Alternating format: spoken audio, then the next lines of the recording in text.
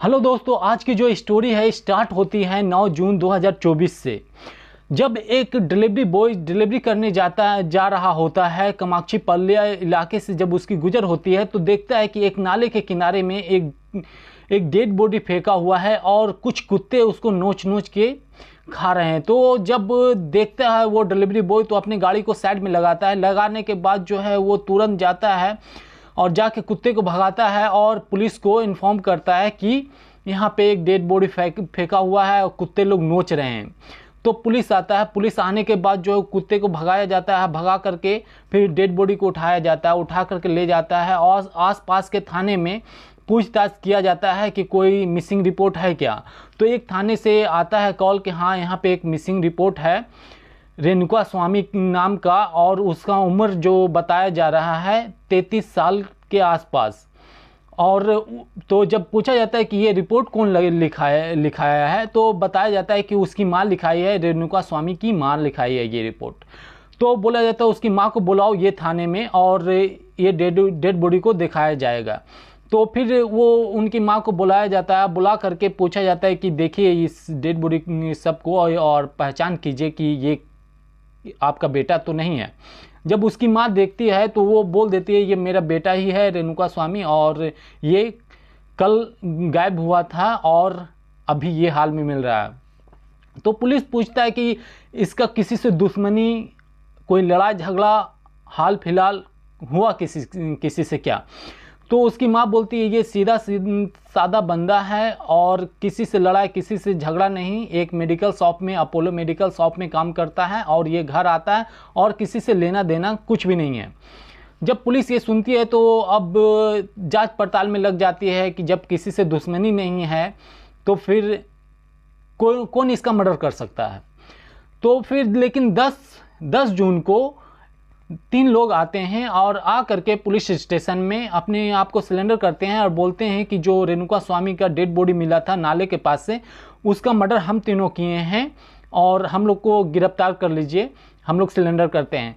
तो जो पुलिस रहते हैं, पुलिस चौंक जाते हैं कि एक साथ 3 आदमी मर्डर किया, लेकिन और तीनों का तीनों आकर के थाना में सिलेंडर हो जाएगा, इतनी आसान वाली बात है। तीनों का सोच एक साथ नहीं मिल सकता है।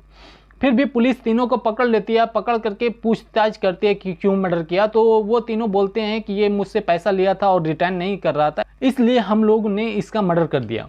तो पुलिस भी जो है ये समझ जाती है कि इतनी आसानी से मिल गया, जो हम लोग को मेहनत नहीं करना पड़ेगा, अब आसानी से मिल गया जो हत्या किया। पुलिस भी आराम से बैठ जाती है। लेकिन क्या है कि उस थाने की जो इंचार्ज रहती है एसपी, वो आते हैं और आ करके पूछते हैं कि इस केस का क्या हुआ, जो रेणुका स्वामी का केस जो चल रहा है उसमें क्या हुआ। तो वो जो पुलिस स्टेशन के इंचार्ज रहते हैं वो बोलते हैं कि 3 आदमी आए हैं, सिलेंडर किए हैं और वो लोग बोल रहे हैं कि उसने मर्डर किए हैं। तो फिर जो एसपी रहते हैं बोलते हैं वो तीनों को 3 जगह बैठाओ और एक एक करके पूछताछ के लिए मेरे पास भेजो। तो तीनों को 3 जगह बैठाया जाता है और पूछताछ करना स्टार्ट किया जाता है। तो पूछताछ में तीनों का बात जो है अलग अलग होता है। जब एसपी देखता है तो समझ जाता है कि कुछ तो गड़बड़ है यहाँ पे, क्योंकि तीनों का बात एक जैसा नहीं मिल रहा है, तो कुछ गड़बड़ ये लोग छुपा रहा है। तो फिर जो वो थाने के इंचार्ज रहते हैं उनको बोलते हैं कि एक काम करो, ये तीनों का फ़ोन का लोकेशन और रेणुका स्वामी का फ़ोन का लोकेशन चेक करो, मिलता है क्या, और कॉल डिटेल्स भी, ये 48 घंटे के अंदर में किससे बात किया इसका कॉल का डिटेल्स भी निकालो। जब पुलिस उसकी मोबाइल से जानकारी निकालती है तो बहुत सारे कॉल 48 घंटे में आते हैं जाते हैं, बहुत सारी जगह बात होता है वो तीनों का। लेकिन एक जो नंबर रहता है पुलिस को हैरान कर देने वाली रहती है। ये पुलिस को हैरान करने वाली जो नंबर रहती है एक सुपर डुपर स्टार की रहती है साउथ का, और जब पुलिस देखता है ये नंबर को तो चौंक जाता है कि ये 3 मर्डर करने वाले और ये सुपर स्टार से क्या कनेक्शन हो सकता है। तो जो नंबर रहता है एक सुपर डुपर स्टार का रहता है दर्शन का। तो फिर ये पुलिस जो है फिर जाते हैं ये तीनों के पास और तीनों से एक एक करके फिर से पूछताछ किया जाता है कि इस आदमी से, दर्शन से आपका क्या लेना देना है, और कंटिन्यू बात कर रहे हो, लोकेशन सेम है, बहुत सारे जगह तुम लोग मिले हो, क्यों, क्या रीज़न है। तो वो तीनों जब सख्ती से पूछताछ किया जाता है तो वो तीनों में से एक आदमी जो है सच उगल देता है कि इसने ही मर्डर करवाया और इसलिए करवाया है। तो फिर जो है अब पुलिस आगे का जांच पड़ताल में जाता है, जहाँ पे मर्डर होता है वहाँ पे जाता है और उस इलाके में जा कर के छानबीन करता है। तो वहाँ पे रॉड मिलता है, रस्सी मिलता है, बेल्ट मिलता है, बहुत सारी चीज़ मिलता है। तो पुलिस ला करके पुलिस जो है उस सामान जो भी मिलता है उस इलाके से उसको जांच में भेज देती है और उसके बाद जो है पता करते हैं तो एक इसके पीछे दर्शन का क्या हाथ है और हम लोगों को कौन भेजा। जो ये तीनों को भेजने वाले रहते हैं उसका नाम राजेंद्र रहता है। तो जब पुलिस जांच पड़ताल करती है कि ये राजेंद्र का क्या हाथ है इसमें और ये क्यों दर्शन का मदद कर रहा है, तो जब पता चलता है कि राजेंद्र जो है दर्शन का फेसबुक फैन क्लब ये राजेंद्र चलाता है और इसीलिए वो राजेंद्र जो है दर्शन का हेल्प किया है। तो फिर पुलिस जो है राजेंद्र को पकड़ करके लेकर के आया जाता है और उससे पूछताछ किया जाता है। तो राजेंद्र पूरी की पूरी कहानी को वो बयान करते हैं कि क्यों ये हुआ और किसके कहने पे हुआ और कैसे हुआ। तो राजेंद्र जो है बताता है पूरी स्टोरी कि कैसे क्या हुआ। तो ये कहानी स्टार्ट होती है आज से 10 साल पहले, जब दर्शन को एक नया फेस और एक नई हीरोइन चाहिए होता है। तो दर्शन हर जगह जो भी उनके जानने वाले रहते हैं उनको बोल के रखते हैं कि एक लड़की चाहिए मुझे फिल्म के लिए, नई फेस और नई हीरोइन चाहिए, तो कोई है तो ऐसा बताना। तो अब दर्शन एक नई फेस नई हीरोइन की तलाश में रहता है। तो उससे एक हीरोइन का मुलाकात होता है जिनका नाम रहता है पवित्रा गौड़ा। जब उनसे मुलाकात होती है, बहुत खूबसूरत रहती है, तो उनको चाहिए होता है हीरोइन। तो उस फिल्म के लिए कोशिश करता है कि वो फिल्म मिल जाए, लेकिन उस फिल्म में किसी रीजन से नहीं होता है। तो फिर जो है वो फिल्म तो नहीं मिलती है जिस फिल्म के लिए दर्शन वो हीरोइन का ढूंढ रहा होता है। लेकिन क्या है कि इस दोनों को, दर्शन का और पवित्रा गौड़ा का, दोनों का रिश्ता और दोस्ती स्टार्ट हो चुका होता है। लेकिन इसके बाद बहुत सारी फिल्म मिलती है, दर्शन के ही थ्रू बहुत सारी फिल्म मिलती है और साथ में भी फिल्म करते हैं, काम करने के लिए मिलता है। तो ये दोनों का रिश्ता जुड़ जाता है और रिश्ते में रहती है। ये रिश्ता तो चल रहा होता है सालों से, लेकिन ये 10 साल के बाद जो है एक पोस्ट करती है पवित्रा गौड़ा अपने इंस्टाग्राम पे, ये लिख करके कि मेरा और दर्शन का, उसका फ़ोटो भी डालते हुए कि मेरा और दर्शन का रिश्ते का 10 साल। तो जो फैन रहते सब देखते हैं। लेकिन यहाँ पे जो जानने वाली बात ये है कि ऑलरेडी दर्शन जो है उसकी शादी हो चुकी होती है और उसका बेटा भी रहता है, जो उसकी वाइफ का नाम रहता है विजय लक्ष्मी। और जब ये पोस्ट डलाता है तो कुछ जो फ़ैन रहते हैं तो वो मान जाते हैं कि मेरा जो स्टार है जिसका मैं फ़ैन हूँ वो उसका एक और रिश्ता है, तो हम लोग एक्सेप्ट करते हैं। लेकिन जो एक फ़ैन रहते हैं वो एक्सेप्ट नहीं करता है, उनको बुरा लगता है कि जो विजय लक्ष्मी उनकी वाइफ है उनके साथ इनको वफादार होना चाहिए जो मेरे स्टार हैं, ना कि ये जो आज आई है उनके साथ, जो पवित्रा गौड़ा है उनके साथ। तो जो वो एक्सेप्ट नहीं करते हैं और वो जो पवित्रा गौड़ा जब भी वो कुछ भी पोस्ट करती है अपने और दर्शन के बीच के रिलेशन के बारे में कुछ भी, तो वहाँ पे वो कमेंट करता है और कमेंट करके वो ऐसे जो भी इसके दिल का भड़ास रहता है उसमें वो कमेंट कर देता है वो पोस्ट में। तो पवित्रा गौड़ा जो है परेशान हो जाती है। परेशान होने के जब पवित्रा गौड़ा देखती है इतना सारा मैसेज कर रहा है और इतना सारा कमेंट और एकदम अजीब अजीब टाइप का कमेंट कर रहा है, तो दर्शन के पास पहुंच जाती है। और दर्शन के पास पहुंचने के बाद जो है दिखाती है दर्शन को कि देखिए आपका एक फ़ैन है और क्या क्या कमेंट कर रहा है हमारे और आपके रिश्ते के बारे में। तो दर्शन जब देखता है तो गुस्सा हो जाता है और गुस्सा होने के बाद वो पता करता है कि ये फ़ैन क्लब कौन चला रहा है। तो पता चलता है एक राजेंद्र नाम का आदमी चला रहा है। तो उसको कॉल करता है, कॉल करके बोलता है कि तुम्हारे फ़ैन क्लब से एक कमेंट आ रहा है इस पेज पे, तो पता करो कि ये आदमी कौन है। तो पता करता है तो कर्नाटक का चित्रदुर्ग अपोलो फार्मेसी में एक आदमी काम करता है, वो कमेंट कर रहा है। तो वो जो राजेंद्र रहता है वो वापस दर्शन को कॉल करता है और बोलता है कि ये आदमी यहाँ पे रहता है और कमेंट कर रहा है। तो दर्शन रहता है, बोलता है उसको मार दो। तो जो राजेंद्र रहता है वो शौक में पड़ जाता है कि एक छोटा मोटा आदमी कमेंट कर रहा है उसको क्यों मारना है। तो लेकिन दर्शन रहता बोलता मार दो।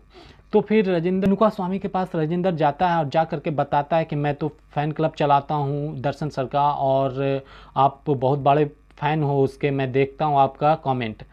तो वो बोलता हाँ मैं तो उनको भगवान मानता हूँ और मेरे भगवान से कभी आप मिलाइए मुझे। तो जो राजेंद्र रहता है वो बोलता है कि ठीक है चलो अभी चल करके मिल लेंगे उनके फार्म हाउस पे। तो बोले ठीक है। तो जो रेणुका स्वामी रहते हैं एकदम पागल हो जाते हैं कि मेरे भगवान आज मुझे दर्शन देंगे और मैं उनसे मिलूँगा। एकदम खुशी का उसका ठिकाना नहीं रहता है, क्योंकि साउथ में अपने हीरो को एकदम भगवान माना जाता है और उनका फॉलोइंग ऐसा है साउथ हीरो का कि अपने हीरो को फ़ैन लोग भगवान मानते हैं। तो रेणुका स्वामी भी अपने हीरो को भगवान मानते हैं और इस तरह जब बोलता है कि मिलवाने ले जा रहे हैं आपको, चलिए मिलवा देंगे, तो रेणुका स्वामी को बर्दाश्त नहीं होता, बोला अभी चलो। तो साथ में ही गाड़ी रिजर्व किया जाता है, उसी टाइम एक टैक्सी रिजर्व किया जाता है और जो कर्नाटक से बेंगलुरु लेकर के जाया जाता है, जो वहाँ पर से 2-3 घंटा का रास्ता होता है, वहाँ लेकर के जाया जाता है। एक गोदाम रहता है, गोदाम का शेड में लेकर के जाया जाता है। और जैसे ही वहाँ पे पहुँचने के बाद जो भी राजेंद्र रहता है, उसका आदमी रहता है, सबका फेस चेंज हो जाता है, सबका बोली चेंज हो जाता है और बांध देता है इसको। अब बांधने के बाद मारने लगता है। तो ये जो रेणुका स्वामी रहते हैं वो बोलते हैं कि क्या गलती किया मैं, और आप लोग क्यों मार रहे हो, मैं क्या मिस्टेक किया, ऐसा क्यों, आप तो बोले कि मिलवाएंगे दर्शन सर से और आप लोग मार रहे हो मुझे। लेकिन वो उसका बात कुछ नहीं सुना जाता है और मारते रहते हैं, रॉड से, लाठी से, बेल्ट से बांध करके मारते रहते हैं। कुछ देर के बाद जो है दर्शन जो है वहाँ पे आ जाता है। जब दर्शन वहाँ पे आता है तो जो रेणुका स्वामी रहते हैं उनको ऐसा लगता है कि अब मेरा हीरो आ गया है और मुझे बचा लेगा।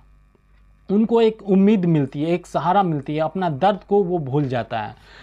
लेकिन दर्शन जब आता है और आने के बाद दूसरे के हाथ से बेल्ट ले लेता है और मारने लगता है, दूसरे के हाथ से रड ले लेता है और मारने लगता है। इतना मारता है, उसके प्राइवेट पार्ट पे मारता है और इतने बुरी तरीक़ा से मारता है कि एकदम मरने के काबिल हो जाता है। और उसके बाद मारने के बाद जब थक जाता है दर्शन, तो उधर से वो निकल जाने लगता है और जाते जाते एक उसका मौत का फरमान सुना देता है कि इसको अब मार करके कहीं फेंक दो, और चला जाता है।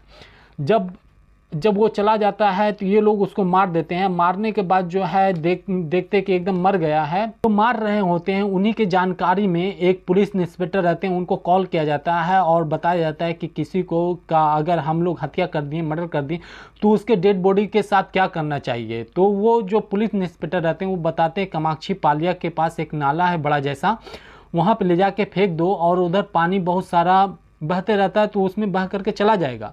तो सब ऐसा ही करते हैं, ला करके वहाँ पे वो नाला के पास फेंक देते हैं। लेकिन यहाँ पे जब डिलीवरी बॉय सुबह सुबह जा रहा होता है, वो डेड बॉडी कहीं और जा करके ना वहीं पे रुका हुआ रहता है और कुत्ता नोच रहा होता है। तो यहाँ पे पुलिस उठा करके ले जाते हैं। तो दर्शन रहता है मौत का फरमान सुना करके बेंगलोर से मैसूर चले जाता है, क्योंकि उसका फिल्म का शूटिंग रहता है, जो फिल्म का टाइटल है डेविल द हीरो, और उसके शूटिंग में बिजी हो जाता है। और जब जानता है कि वहाँ डेड बॉडी पुलिस के हाथ लग गई, तो वो कॉल करता है राजेंद्र को और बोलता है कि अपना 3 आदमी को भेज दो, जिसमें से सबको 20-20 लाख देंगे और वो जा कर के एक्सेप्ट कर लेगा कि वो लोग मर्डर किया है पैसा का लेन देन के लिए। तो वो अपना आदमी को भेज देता है और आदमी भी जा करके एक्सेप्ट करता है। लेकिन पुलिस इसको ना मान करके यहाँ पे पूरा खंगाल लेता है कि क्या कौन करवाया। फिर जो है 11 तारीख को मैसूर पुलिस चली जाती है और जाने के बाद उसको बोलते हैं कि चलिए साथ में आप, और क्योंकि आपका नाम उसमें वो उस केस में आया है तो चलिए। तो जो दर्शन रहता, दर्शन बोलता है कि एक काम करो आप लोग जाओ, मैं अपना गाड़ी से मैं आऊँगा। तो पुलिस जो है मानती नहीं और बोलती है कि अगर आप हम लोगों के साथ नहीं चलिएगा तो आपको जो है अरेस्ट करके ले जाएंगे, तो आप भलाई है इसी में है कि आप हम लोग के साथ चलिए। तो फिर दर्शन ये सोचते हैं कि वहाँ पे नेता में पहचान है, पक्ष में विपक्ष में मेरी पहचान है, तो वहाँ पे जा करके कुछ देर में छूट जाएंगे, क्या होगा, तो आ जाते हैं। लेकिन ये भ्रम रहता है दर्शन का, और जैसे ही यहाँ पे आते हैं बेंगलोर में, उसको अरेस्ट कर लिया जाता है। अरेस्ट करके उसको डाल दिया जाता है थाने में और उसको पूछताछ करने लगते हैं। लेकिन जो दर्शन का फैन रहते हैं, पता चलते ही एकदम भीड़ लगा देते हैं और उसके सपोर्ट में चिल्लाने लगते हैं। लेकिन पुलिस लोग वहाँ पे 144 धारा लगा देते हैं जो थाने के पास, कि यहाँ पे ज़्यादा भीड़ ना लगे और सबको मार के भगाते हैं। और दर्शन यहाँ पे बहुत सारे जगह कांटेक्ट करते हैं, पक्ष विपक्ष, नेता, पॉलिटिक्स में, हर जगह, तो सब जगह से कॉल आने लगता है। लेकिन तब तक ये पुलिस का इतना स्पीड से, इतना तेज़ी से काम चल रहा होता है कि न्यूज़ में ये बात फैल जाती है हर जगह। चाहे कोई भी लैंग्वेज का न्यूज़ हो, हर लैंग्वेज में हर जगह न्यूज़ फैल जाती है। तो यहाँ बचाने वाले रहते हैं, यहाँ पे पक्ष का विपक्ष का कोई भी काम में नहीं आते हैं। और पुलिस का जो इतना तेज़ी से कार्रवाई रहता है कि यहाँ पे हर जगह न्यूज़ फैल जाता है। तो यहाँ पे कुछ नेता लोग का काम नहीं आता है। और जब है दर्शन से पूछताछ करने के बाद जो है पवित्रा गौड़ा को भी अरेस्ट किया जाता है। अरेस्ट करने के बाद जो है पता चलता है कि पवित्रा गौड़ा जो है ना, अगर दर्शन को जा कर के भड़काती नहीं तो दर्शन फिर इतना बड़ा कांड नहीं कर। जो सबसे पहला नाम आता है वो पवित्रा गौड़ा का आता है इस केस में, और दूसरे नंबर पे दर्शन का नाम रखा जाता है।